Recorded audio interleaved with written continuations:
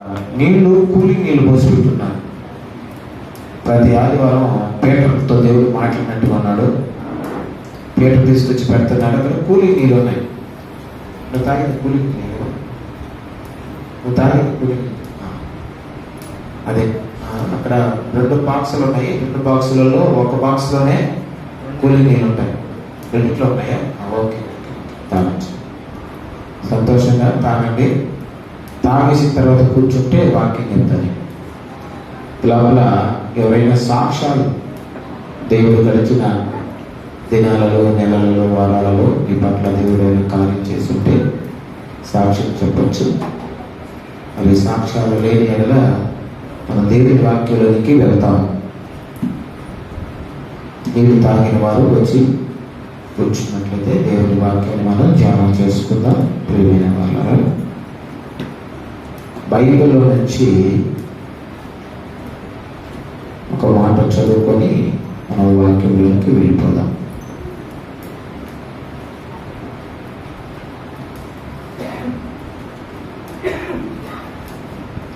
రోమీయులకు రాసిన పత్రిక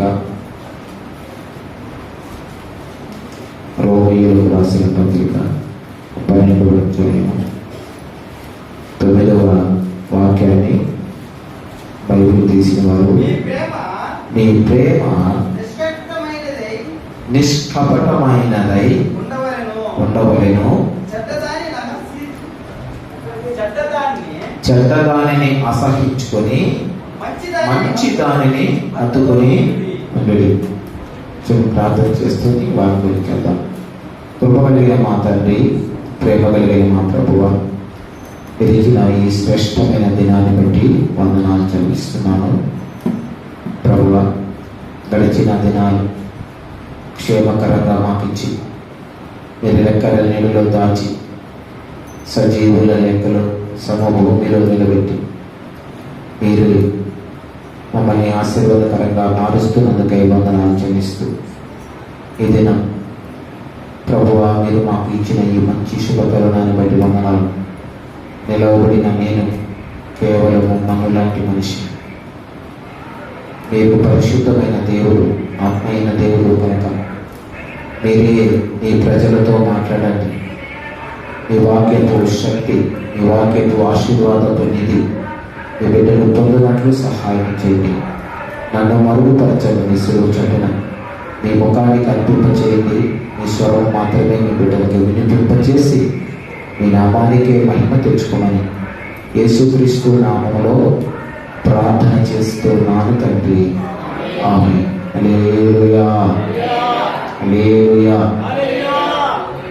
ఈనాటి క్రైస్తవులే కాదు, క్రైస్తవేతరులు కూడా ఇవి పాటించాల్సినటువంటి విషయం. అదంటే అపోస్తలుడైనటువంటి పౌలు గారు రోమాలో ఉన్న సంఘానికి తెలియజేస్తున్నాడు. సంఘం అనగా క్రైస్తవులకు తెలియజేస్తున్న విషయం. మీరేం చేయాలి అంటే, ఒకటి, ప్రేమ కలిగి ఉండాలి. You consist the love of God. దేవుని యొక్క ప్రేమను కలిగి ఉండాలి. మీరు అలా ప్రేమను కలిగి ఉంటూ ఏం చేయాలి అంటే, చెడుని విసర్జించాలి, చెడుని వదిలిపెట్టాలి, చెడు సంబంధమైన ఆలోచనలు వదిలిపెట్టాలి, చెడు సంబంధమైన క్రియలను వదిలిపెట్టాలి, చెడు సంబంధమైన వ్యతిరేకతను చేయడం మానుకోండి. దైవ వాక్యం ఎలా చెబుతుందంటే, మంచిగా నడుచుకోండి, మంచి ఆలోచనలు చేయండి.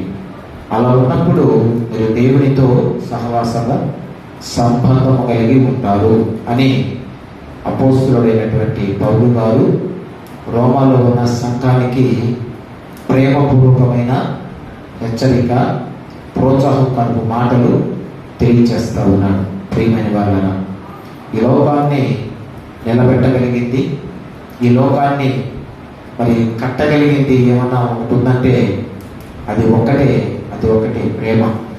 ఈరోజు బయట దేశాలలో యుద్ధాలు జరుగుతూ ఉన్నాయి. వేల మంది చనిపోతూ ఉన్నారు. వేల కోట్ల ఆస్తులు పాడైపోతూ ఉన్నాయి. దీనికి అందరికీ కారణం ఏంటంటే స్వార్థం, ప్రేమ లేకపోవడం. ప్రేమ అంటే ఏం చేస్తుందంటే సహాయం చేస్తుంది, ప్రేమ ఆదుకుంటుంది, ప్రేమ ఆదరిస్తుంది, ప్రేమ పలకరిస్తుంది, ప్రేమ ముద్దు పెట్టుకుంటుంది, ప్రేమ కౌగులించుకుంటుంది. ప్రేమ నువ్వు బ్రతికినంత వరకు నీతోనే ఉంటుంది, ఒకవేళ నువ్వు చనిపోతే నీతో కూడా ఉంటుంది. హల్లెలూయా. బిడ్డలు ఇద్దరు గీతమ్మ నిగితమ్మ మంచి పాటలు పాడారు. ఒకరేమో ఏం పాట పాడారు? నా తోడుగా ఉన్నావే, నా చేయి పట్టి నడుపువాడవే. ఒక ఇంకొక పాట పాడారు. రాజా నీ సన్నిధిలో నేనుంటానయ్యా, నీవు లేకుండా కమెంట్మెంట్ వర్డ్స్ ఇవి. ఒక కమెంట్మెంట్ కలిగినటువంటి words. Lord be with me always, ఎల్లప్పుడూ నాతో కూడా నువ్వు ఉంటుంది. నువ్వు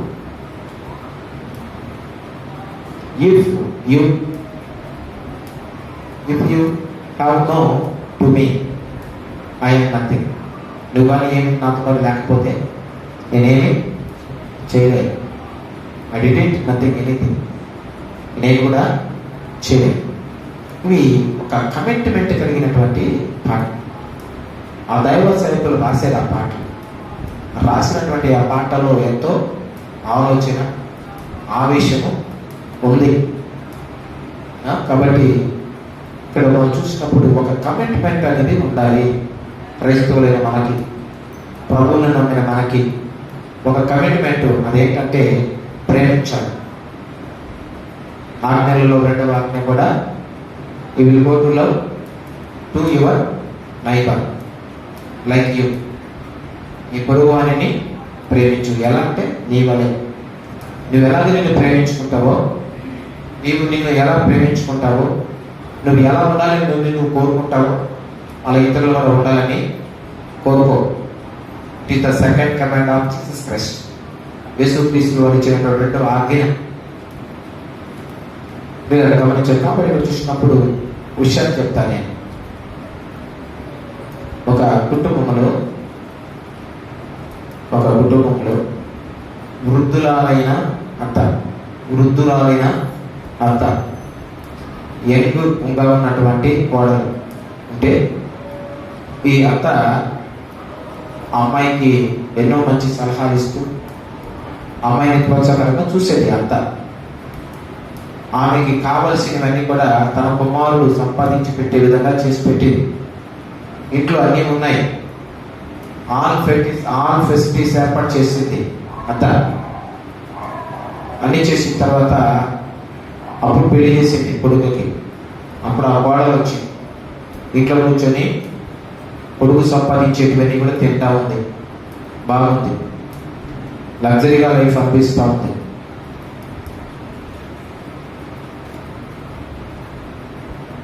అత్తకాడికి పోయేటప్పటికే అసహించుకుంటుంది అత్తకాడికి పోయేటప్పటికే అతను అసహించుకుంటాం. అత్తకి సహాయం చేసేది కాదు. ఏ విధంగా అత్త సహాయం అడిగినా కూడా ఇవ్వడానికి నసుకుంటా కూర్చొని ఉంది బెడ్ మీద. అమ్మా ఫోన్ చేస్తాను, భోజనం పెట్టమ్మా అంటే ఆమెట్లో చెల్లి తీసుకొచ్చినట్టుగా కసురుకుంటూ తీసుకొచ్చి అట్లా ఇసురు కొట్టడం, నీళ్లు పెట్టమంటే నీళ్లు పెట్టుకుంటాం ఇలాగా ఉంది. అయితే ఆమె స్నానం చేసేటప్పుడు ఆ అత్తగారు ఆ ముసలాం కాబట్టి ఆ కోడలను అడిగేది, అమ్మా నేను స్నానం చేస్తున్నాను, నాకు ఒక సహాయం చేయాలి అని అడిగేది. అత్త ఎప్పుడైతే అట్లా అంటుందో కోడలకి సురులనేది. స్నానం చేసేటప్పుడు ఏం సహాయం అడుగుతారు అత్తలు? అయితే ఈ అత్త ఏం అడిగేదంటే, స్నానం చేసేటప్పుడు అమ్మా ఒళ్ళంతా నేను రుద్దుకుంటాను, కేవలం నా పాదాలు మాత్రం నువ్వు రుద్దు మా కడుగ అడిగేది. ఏంటి పాదాలు కడగం అనేది, పాదాలు రుద్దం అనేది. ఎందుకంటే పాదాల దాకా ఆమె వంగలేకపోయేది కాదు. పాదాల దాకా వంగలేక ఆ పాదాలు అలాగే వదిలిపెట్టేస్తూ ఉంటే ఆ పాదాలలో మట్టి కొన్ని సంవత్సరాల నుంచి ఆ మట్టిలోనే చిన్న చిన్న సూక్ష్మ క్రిములు కూడా ఏర్పడిపోయేసేసి చెప్పడానికి ఒక ఫంగస్ లాగా తయారైపోతూ ఉంది. అందుకని కోడల్ని అడిగేది, అమ్మా నా పాదాలు రుద్దమ్మా, నువ్వు నా పాదాలు కడుగమ్మా అనేది. ఏమైతే అనేది నీ కాళ్ళకి నేను సేవ చేయాలన్నా అని ఇసుక్కుంటూ వెళ్ళిపోయాడు. అయితే అత్త అలా భూలోకంలో ఉండగానే కోడలు ఏం చేస్తుందంటే ఒకరోజు టపక్క చచ్చిపోయింది. ఎవరు చచ్చిపోయారు? కోడలు చచ్చిపోయింది. అత్తేనే ఉంటాయి, కోడలు చచ్చిపోయింది. ఈ చేసే క్రియలు మంచిగా చెడువే కదా. అయితే ఈ అమ్మాయి పర్వత రాజ్యం వెళ్ళింది. చనిపోయినటువంటి ఆ కోడలు ఎక్కడికి వెళ్ళింది? పర్వత రాజ్యం వెళ్ళిపోయింది. ఏంటబ్బా, నేను పర్వత రాజ్యం రావడానికి ఏంటి? ఇంపాసిబుల్. ఎందుకంటే నాలాంటి షాడిస్ట్ కలిగిన కోడలు ఎవరికి లేదు. కానీ ఇంత షాడిస్ట్ అయిన నేను పర్వత రావడానికి కారణం ఏంటి అని డౌట్ వచ్చేసేసి ప్రభు అక్కడ ఉంటే యేసు ప్రభు అడిగింది, తోటకుడా రక్షకుడా, ఎలా సాధ్యమైంది ఇది? నాకు నరకం కానీ అర్హత, పరలోక రాజ్యం అర్హత లేదని నాకు. How it is possible? Why I will come in the heaven? ఏ విధంగా నేను పరలోక రాజ్యానికి రాగలిగాను? చెప్పయ్యా, అసలు ఏంటయ్యా నీ లేరు ఏంటి, నీ మాయలు ఏంటి ప్రభు అంటే అప్పుడు అన్నాడు, ఒకసారి ఆమెని టచ్ చేసి బ్యాంక్లోకి తీసుకెళ్ళాను. ఈ నెల వెనక్కి వచ్చితే అప్పుడు ఈ అత్త అంటుంది, పడలా కాలుద్దామా, పడలా కలిసి ఎప్పుడు కాలుతాను అని వెళ్ళిపోతుంది కోడలు. ఒకరోజు అలా అంటున్నప్పుడు ఇంట్లోకి వెళ్ళి పక్కనే జ్ఞాపకం చేసుకుంది, ఆమె ఉన్నంత వరకే కదా మనం ఏదైనా చేస్తే సేవ చేస్తాం, ఇంకా రేపో మా పాప చచ్చిపోయేటట్టు ఉంది, కానీ ఉద్యోగం పోయి అని వేసేసి అత్త కాళ్ళు కడుగొచ్చుని అత్త పాదాలు శుభ్రంగా కడిగేసేసేసి ఆ ఫంగస్ వైరస్ సంబంధించినటువంటి ఆ క్రిములన్నీ కూడా బాగా శుభ్రంగా కడిగేసేసేసి దానికి ఆ పాదాలకి ముందు రాసి ఆ పాదాలను తీసుకెళ్ళి ఒక మంచి కార్పెట్ మీద టాట మీద నిలబెట్టింది. శుభ్రం అయిపోయినాయి పాదాలు. అయితే ఆమె ఎప్పుడైతే పాదాలు శుభ్రం చేసిందో ఆ మరుసటి వారమే ఆమె చనిపోవడము జరిగింది. చూచాడు, ప్రభు ఇన్ని ఘోరమైన కృత్యాలు చేశాను కదా, నేను ఆమెకు అన్నం పెట్టలేదు కదా, నీళ్ళు నీయలేదు కదా, ఎంత ఘోరమైన కృత్యాలు చేశాను. చెప్పాలంటే ఈక్వల్ చేయాలన్నా కూడా నా పాపాలు ఒక్క పాపమే ఈ పుణ్యానికి ఒక ఈక్వల్ అయిపోతుంది. కానీ 99 పాపాలు ఇంకా మిగిలి ఉన్నాయి, నా పాపాలు మిగిలి ఉన్నాయి. మరి ఎలా రాగలిగానంటే అప్పుడు చెప్పారు మత్తయి సువార్త 20 ఏమంటాడు, ఒకసారి మళ్ళా ఆమెకి జ్ఞాపకం చేస్తున్నాడు, ఆ రోజు నువ్వేం చేసావు అంటే ఒక మాట అంటాడమ్మా, మీరు చదవలేకలేదు ఉంటారు అక్కడే ఉంటాడంటే కుడి పక్క ఉన్నటువంటి వారి వైపు చూపించి ఒక మాట అంటాడు, మీరు నిత్య రాజ్యంలోకి వెళ్ళండి, పరలోక రాజ్యం మీది అన్నాడు. కుడి పక్క వాడు చూసి, ఎడమ పక్క చూసి ఏమన్నాడంటే మీరు నరకానికి వెళ్ళండి అన్నాడు. ఎడమ పక్క కొంతమంది వెళ్ళిపోకున్నాడు, కుడి పక్క వాడి వైపు చూసి ఏమంటాడు, మీరు నరకానికి వెళ్ళిపోండి, కుడి పక్కన పరలోక రాజ్యానికి వెళ్ళండి, ఎడమ పక్కన వాడిని నరకానికి వెళ్ళండి, మీరు నరకానికి అర్హులు, మీరు పరలోక రాజ్యానికి అర్హులు అని చెప్పారు. అక్కడ ఏం రాస్తుందంటే ఎన్నో పుణ్యకారాలు చేయాల. అడేం రాస్తుందంటే నేను ఆకలి నీ ఇంటికి వస్తే నీవు నాకు ఆహారము పెట్టాను. అర్థమవుతుందా? నువ్వు అది చేసావు ఇది చేసావు అంటే ఓన్లీ వన్ థింగ్ బాగా గుర్తుపెట్టు, ఓన్లీ వన్ థింగ్, ఒక్క విషయం గురించి చెప్పి పర్లోక రాజ్యం చేసేది. ఇంకో కొంతమంది చూసి అంటారు, నేను రోగిని ఉంటిని, నా దగ్గరకు వచ్చి పరామర్శించి నాకు వైద్యము మీరు చేయించారు. సాధ్యమైతే మీరు నాకు వైద్యము చేశారు. ఇంకొకటి, నేను దాహమై ఉంటిని, మీరు నాకు దాహములకు నీళ్లు ఇచ్చారు. నేను జైల్లో ఉంటిని, మీరు పరామర్శకు వచ్చారు జైల్లోకి. మీకు ఎప్పుడు చేశాం ప్రభు అని అంటే, అప్పుడు ఇద్దరు, భూలోకములో నాకు ఇష్టమైన వారికి మీరు చేశారు కనుక నాకు మీరు చేసినట్లే. హల్లెలూయా. చెప్పండి గట్టిగా, ఒక్కొక్కసారి గట్టిగా చెప్పండి. మీకు నిద్రపోతుపోయి కానీ చెప్పండి, చెప్పండి. సుఖాసీనులైనారు, బాగా సుఖంగా ఉన్నారు. ఫ్యాన్లు పెట్టేసేటప్పటికి సుఖాసీనులైనారు. రైట్. అయితే ఆ రోజు ఏం జరిగిందంటే, ఆమె పాదాలు కడిగింది. ఎప్పుడైతే కడిగిందో పాదాలు కడుగుతూ పక్కనే ఆమె తన అత్త మొహం చూడాలని అటు చూసిందన్నమాట. చూసిన వెంటనే అక్కడ కూర్చొని ఎవరో తెలుసా? అత్త కాదు, ప్రభు అయిన క్రీస్తు. చప్పట్లు కొట్టుకుని చెప్పండి. హల్లెలూయా, హల్లెలూయా. పరిచర్య చేసింది, అత్తకు పరిచర్య చేసింది, దేవుడు చూశాడు. ఈ రోజుల్లో చాలా మంది మీతో చెప్తున్నాను, అత్తలకు పరిచయం చేయట్లా, పెళ్లి చేసుకుని వెళ్ళిపోయినా కూడా అమ్మకే చేస్తున్నారు పరిచయం.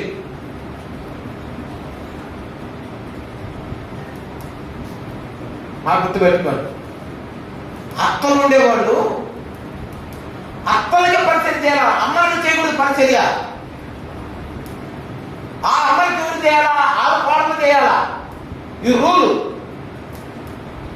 ఇది రూలు. అది దేవుడు పెట్టాడు అక్కడ. నువ్వు మీ అమ్మగారు పెట్టుకొని నీ అత్తలు చేసిన నరకంకే. అత్తలు నిర్లక్ష్యం చేస్తున్నారు. అత్తలు నిర్లక్ష్యం చేసేవాళ్ళు నరకానికి వెళ్తారు అని బైబిల్ వాక్యం చెప్తారు. అత్తల్ని నిర్లక్ష్యం చేసేవాళ్ళు శాపగ్రస్తులు.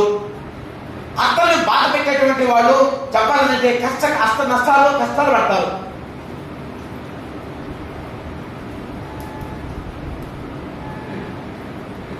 కాబట్టి వాక్యం చెప్తుంది, అత్తలను ఎవరైతే క్షేమంగా చూసుకుంటారో, అత్తలను ఎవరైతే బాగా చూసుకుంటారో వాళ్ళని దేవుడు ఇష్టపడతాడు, పరలోక రాజ్యం వాళ్ళకి ఇస్తాడు. ఈ స్త్రీ ఎన్ని చేసినా కానీ తన అత్తకి లాస్ట్కి ఏం చేసింది, ఒక చిన్న పరిచయం చేసింది, పరలోక రాజ్యం చేర్చిపోయింది, అర్హత పొందేసింది. హల్లెలూయా. నీ కుటుంబంలో ఆకలి తీరాలన్నా, నీ కుటుంబంలో అప్పులు తీరాలన్నా, నీ కుటుంబంలో నీవు నీ భార్య భర్తలు పిల్లలు సంతోషంగా సంతోషం ఉండాలన్నా కూడా అక్కలను గౌరవించి అక్కలు పరిచయం చేయాలి. గుర్తుపెట్టుకోండి, అక్కలను బాధ పెట్టేటువంటి వారి ఇల్లు శాపం అయిపోతుంది. అక్కలను దుఃఖం పెట్టేటువంటి వారి కుటుంబంలో సమాధానం ఉండదు.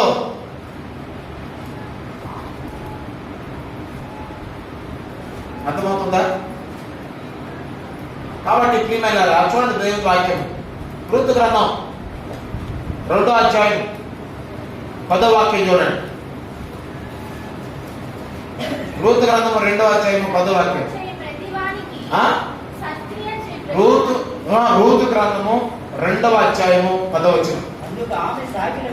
అందుకు ఆమె సాగిలపడి తల వంచుకొని, ఏమి తెలిసి పరదేశినైనా నా యందు లక్ష్యముంచినట్లు నీకు కటాక్షము కలిగేను.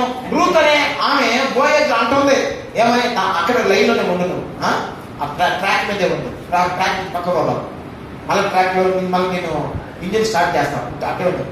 ఏమంటే అత్త ఆ అమ్మాయి పాటలు అంటుంది, ఏమి తెలిసయ్యా నాకు ఇలా రొట్టిస్తున్నావు, ద్రాక్షారసం ఇస్తున్నావు, నాకు ఒడ్లు ఈ గోధుమలు ఇస్తున్నావు, నన్ను ఇంత కనపరుస్తున్నావు, ఏమి తెలుసు నా గురించి నీకు, నన్ను గురించి నీకేం, what about me, what know you, నా గురించి నీకేం తెలుసు అని అడుగుతుంటే ఆయన అంటున్నాడు, ఇప్పుడు ఇస్తున్నాడు ఫైనల్ డిక్లరేషన్. చూడండి, అక్కడ బోయజ్ అంటున్నాడు, నీ భర్త చనిపోయిన తర్వాత నీవు నీ అత్తకు చేసిందంతా నాకు తెలిసిందే. దేవుని సొంతం జమపెట్టి మైండ్ గట్టిగా హల్లెలూయా, హల్లెలూయా. నీ భర్త చనిపోయినా కాడ, నీ భర్త చనిపోయినా కూడా, నీకు సుఖము సౌఖ్యం ఉన్నా కూడా, మిత్రులు మేడలున్నా కూడా, ఐశ్వర్యం ఉన్నా కూడా, కాలు కింద పెట్టకుండా జీవించగలిగిన జీవితం ఉన్నా కూడా, నువ్వు అవన్నీ వదిలిపెట్టి అత్తని వెంబడించి అత్తకి భర్తలు చేసేవే. విన్నానమ్మా నేను. You are the great doctor in లా.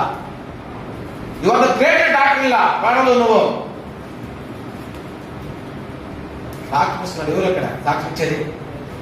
ఎవరు సాక్షి ఇచ్చేది? కాదు. ఎవరు సాక్ష్యం ఇచ్చేది? క్రీస్తు ప్రభు. హల్లెలూయా, హల్లెలూయా. ప్రియమైన వాళ్ళరా, ఈరోజు అనుకోవచ్చు మనసులో చూడటం లేదు అనుకోవచ్చు, ఎవరు పట్టించుకోవట్లేదు అనుకోవచ్చు, కానీ దేవుడు మాత్రము నిన్ను చూస్తున్నాడు. దేవుడు మాత్రం నిన్ను ఎవరు వీడా? దేవుడు నిన్ను చూస్తున్నాడు. నువ్వు ఏం చేసావు నీ అత్తకి? ఇక్కడ అత్త ఇద్దరికి సాదృశ్యం. ఇద్దరికి సాదృశ్యం. ఒకటి సేవకుడికి సాదృశ్యం, ఇంకొకటి యేసు ప్రభుకి సాదృశ్యం. శరీరం ఎత్తుకుంటే అత్త అత్తే, రియల్ శరీరం ఎత్తుకుంటే అత్త అత్తే. నువ్వు నీ అత్తని చేసావు. నీ అత్తకి నువ్వు ఏమేమి చేసావో నేను చూశాను. అలాగే సంఘ సేవకుడు అనేటువంటి ఈ అత్తకి నువ్వు ఏమేమి చేసావు అది కూడా చూస్తాడు దేవుడు. ఈరోజు అదే నీవు నీ సేవకుడికి నువ్వేం చేస్తావు? నీ సేవకుడికి నువ్వేం చేస్తున్నావు అనేది ప్రభు అడుగుతూ ఉన్నాడు. ప్రియులారా, గమనించాను. ఒక విషయాన్ని నేను మీతో పంచుకుంటా. జస్ట్